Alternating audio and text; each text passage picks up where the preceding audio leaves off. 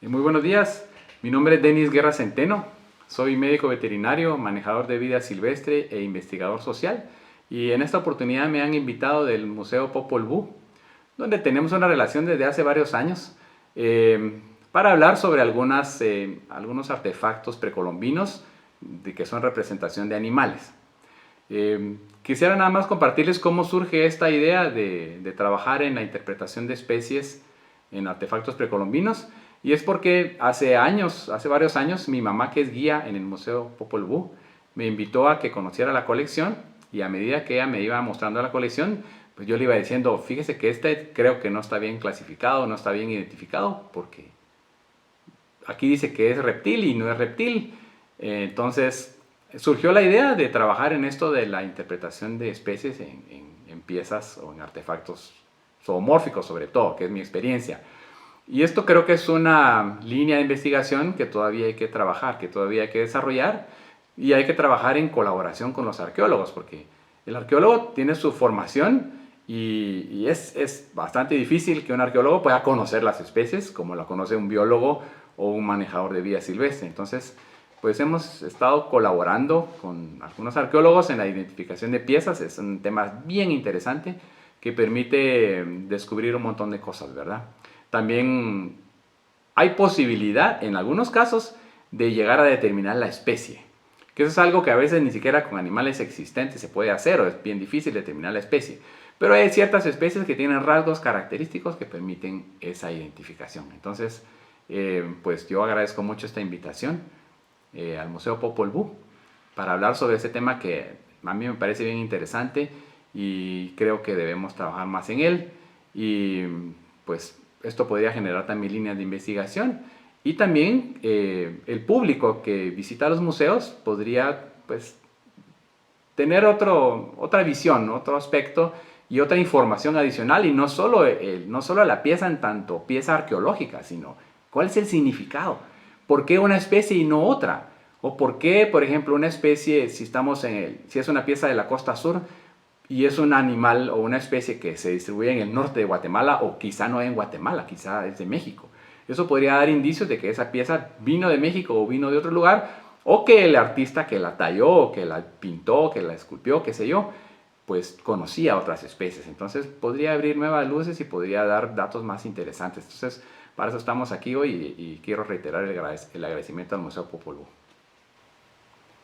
Bueno, y vamos a hablar básicamente de dos grupos taxonómicos o dos taxones, el de los murciélagos y el de los perros. Y en esta ocasión vamos a hablar de los perros. Los perros, como todos sabemos, es una especie muy importante para el humano. Se cree que coevolucionó con el humano y tiene más de 100.000 años de ser domesticado. Y ¿cómo se domesticó? ¿Cómo surgió el perro?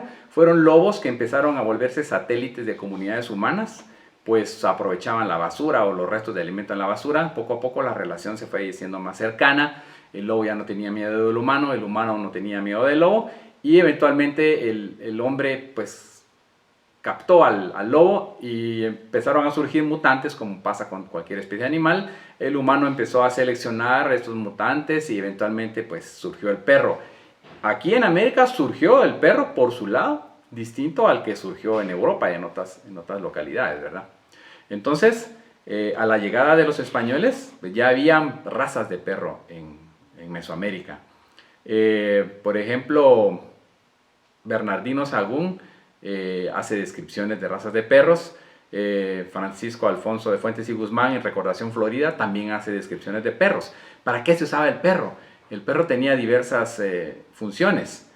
Servía de compañía, servía para avisar cuando venía algún extraño por el olfato y el oído que tienen los perros más desarrollado.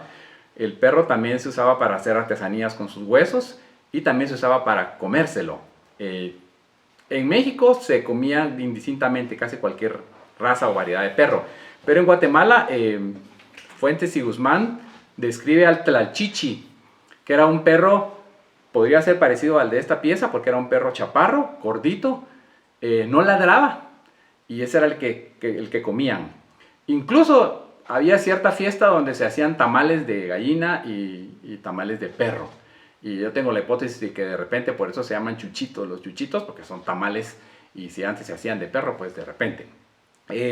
Entonces, esas eran las diversas funciones. Acá vemos una pieza bien interesante porque es un perro pelón. Este podría ser el Xoloitzcuintle, que todavía existe en México, o podría ser un pariente, una raza emparentada, una variedad emparentada. De hecho, también hay reportes de que se importaban perros. Cuando había una ceremonia y se iba a comer perro, se importaban y se hacían guisados a veces también. Entonces, pero ¿qué es lo característico? ¿Por qué este perro está echado así enroscado? Es porque como estos no tenían pelo, perdían calor con mayor facilidad. Entonces se solían echar así para reducir la exposición o que su superficie del cuerpo estuviera expuesta a perder calor. También describe Bernardino de Sahagún que estos perros no nacían pelones o alopésicos, sino que los indígenas les aplicaban un aceite que hacía que se cayera el pelo. Sin embargo, ese aceite podría ser una película aislante que usaban los indígenas para proteger al perro. También está descrito que los tapaban, que los indígenas tapaban a estos perros. Y una característica también son las arrugas que se observan en el rostro, que es característico, por ejemplo, del Xoloitzcuintle, y en este también se ven esas arrugas. Entonces, hace falta todavía más investigación porque esto de los perros, en México hay algunos avances. Raúl Valadez, por ejemplo, ha estudiado restos de perros en sitios arqueológicos de Mesoamérica. De hecho, se calcula que entre el 10 y 25% de los restos animales en sitios arqueológicos corresponden a perro. Incluso describe 4 o 5 morfotipos de perro y un híbrido perro-lobo, que por estudios de la forma del mandibular o del hueso maxilar, se determinó que es un híbrido entre el lobo gris mexicano, Canis lupus bailei, y los perros de aquel entonces. Entonces, es un tema interesante que creo que hace falta investigar, sobre todo en Guatemala, junto con otros temas de animales en arte precolombino como en artefactos precolombinos. Entonces, todavía hace falta mucho en esta línea. Todavía hay mucho que decir, pero definitivamente que el perro sigue siendo importante y va a seguir siendo importante, y eso desde épocas precolombinas. Bueno, otro grupo taxonómico muy importante es el de los murciélagos, ¿verdad? Que es el orden Chiroptera, que esto viene de Chiros, mano, y Pteros, ala.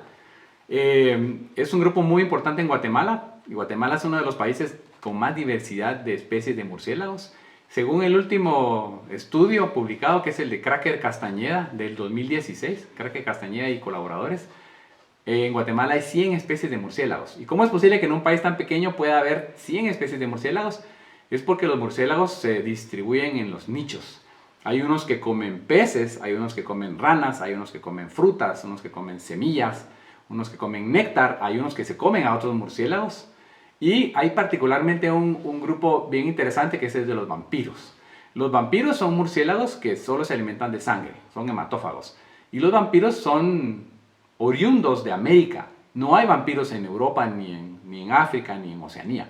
Son solo de América. Y hay 3 especies de vampiros. Y de esas 3 especies, uno es bien común, que es el Desmodus rotundus. Los otros 2 son algo raros y uno de esos 2 se distribuye también en Guatemala. Es una de las 100 especies de murciélagos de Guatemala. Ahora bien, este es uno de los ejemplos que yo les mencionaba, que uno podría llegar a determinar la especie como una pieza, porque hay rasgos que pueden tener una obra artística como esta, que puede permitir un diagnóstico. Y en el caso de este es un vampiro. Los vampiros el vampiro común, Desmodus rotundus, es una especie súper interesante. Porque en general los murciélagos son un poco cegatones, ¿verdad? Pero el vampiro Desmodus rotundus sí tiene una buena vista. Y ellos salen de su cueva solo en los días en que hay total oscuridad, porque cuando hay luna no salen a forrajear.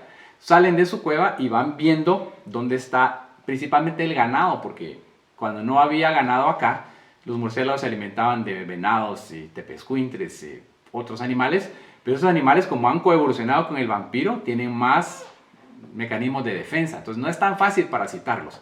Como las vacas, que la vaca, como no tiene relación evolutiva con el vampiro, pues no tiene defensas, entonces la vaca está ahí. Y es poco lo que puede hacer una vaca para evitar que un vampiro la deprede. Entonces el vampiro sale volando y él está viendo, y cuando ve vacas empieza a descender, empieza a volar a ras del suelo, y luego no aterrizan sobre la vaca, por ejemplo, sino que aterrizan en el suelo y empiezan a caminar parece una tarántula más o menos. Tienen pulgares muy desarrollados y apoyándose en los pulgares camina, empieza a trepar en la vaca o el caballo o un ser humano, que también parasitan humanos, de los que duermen en hamacas con los pies expuestos. Entonces empieza a trepar y luego tiene termosensores y donde detecta calor, que es donde hay arterias superficiales, hace una mordida con los dientes incisivos. Ojo, porque no usan los colmillos, no usan los caninos como salen en las películas de Drácula, sino que usa los incisivos, arranca un bocadito, eso le causa cierto dolor a la presa, pero no pasa más de eso, y luego empieza a lamer la herida, y en la saliva tiene anticoagulantes. Y aquí es donde viene lo interesante, las adaptaciones que tiene el vampiro común, porque el vampiro común primero es prógnata. Si ustedes vieran esta pieza un poco de perfil, verían que tiene el salido del maxilar inferior, es prógnata. Luego tiene un canal, tiene una hendidura que se puede ver acá. Tiene una hendidura en el maxilar. ¿Para qué sirve esa hendidura? Para facilitar lamer la sangre. Es decir, el vampiro detecta un área de calor, arranca un pedacito de piel, pone el maxilar, pone la jeta, diríamos en el campo, pone el maxilar y luego empieza a lamer. Y la lengua es encartuchada, la lengua tiene esa adaptación y empieza a lamer rápidamente la sangre. La saliva que tiene anticoagulante favorece la salida de la sangre. Entonces pone la mandíbula y empieza a lamer. Y tiene esa adaptación, esa es única de los vampiros. Por lo tanto, podemos saber que esta pieza es un vampiro. Sí tiene su nariz, que se llama hoja nasal. Estos son de la familia Philostomide, que son murciélagos con hoja nasal. La hoja nasal sí es un poco parecida a la hoja nasal, por ejemplo, de un Artibeus, que es un murciélago de tamaño mediano que se alimenta de frutas. Pero este rasgo, el rasgo de prognatismo más el rasgo del canal es diagnóstico de un vampiro. Además, las orejas sí son bastante similares a las de un vampiro. Entonces, después de que ha expoliado la sangre, digamos, un vampiro normalmente pesa alrededor de 100 gramos y puede expoliar hasta 50 gramos de sangre, es decir, la mitad de su peso en sangre. Y cuando ya tiene lleno el estómago, el vampiro tiene que hacer un salto. La biomecánica de esto se ha estudiado. Hace un salto de 30 centímetros impulsándose con los pulgares y luego empieza a aletear. También son animales altruistas porque cuando un vampiro no logra conseguir sangre, no logra forrajear, le pide a un compañero que le dé sangre. Entonces unen sus bocas y un vampiro regurgita sangre al otro. Eso sí, este otro le tiene que devolver el favor en el futuro para que se establezca esa relación de reciprocidad. Entonces, esta es una figura que tiene rasgos humanos y rasgos animales, porque las piernas definitivamente sí son humanas o de humanos, pero tiene esa característica, ¿verdad? Sí hay algunas piezas representando murciélagos de otras especies. Por ejemplo, en Quiriguá hay una que yo creo que es un Mormops, y he visto hojas nasales de Vampirum spectrum, que es el murciélago más grande que hay en Guatemala. Pero esta definitivamente que es un vampiro, ¿verdad? Y es algo interesante porque la sangre tenía una connotación especial. Por ejemplo, se ha reportado que había guerreros, o era una costumbre en guerreros, tomarse la sangre de los guerreros vencidos, porque así adquirían la fuerza de los guerreros vencidos. Entonces, me parece interesante que esto sea un vampiro y no sea alguno de los 100 especies de murciélagos que hay en Guatemala. Para finalizar, vamos a hablar un poco sobre este objeto. Muy interesante desde el punto de vista artístico, tiene mucho detalle y es un zoantropomorfo. Si ustedes ven, tiene cuerpo de ser humano, pero tiene rostro de animal y justamente es un murciélago. Pero no es cualquier murciélago, no es cualquiera de las 100 especies descritas para Guatemala según el último listado, sino que es también un vampiro, un Desmodus rotundus. Los rasgos característicos que lo hacen un vampiro es el prognatismo mandibular. La hoja nasal, esta hoja nasal sí está más apegada a la hoja nasal de un Desmodus rotundus, a diferencia de la anterior que tenía una hoja nasal parecida tal vez a Artibeus. Y también ese prognatismo y esa estructura que facilitaba la expoliación de sangre. Las orejas de este también son muy similares a las de Desmodus rotundus. Entonces, pues es una pieza muy interesante y que nos da la posibilidad de llegar hasta la especie, cosa que creo que no es muy común poder llegar a esta especie, pero sí en algunos casos se puede hacer porque hay especies con rasgos característicos.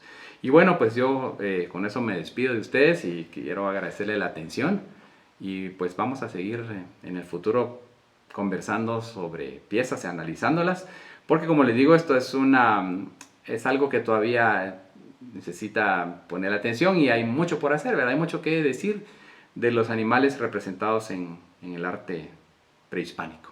Muchas gracias.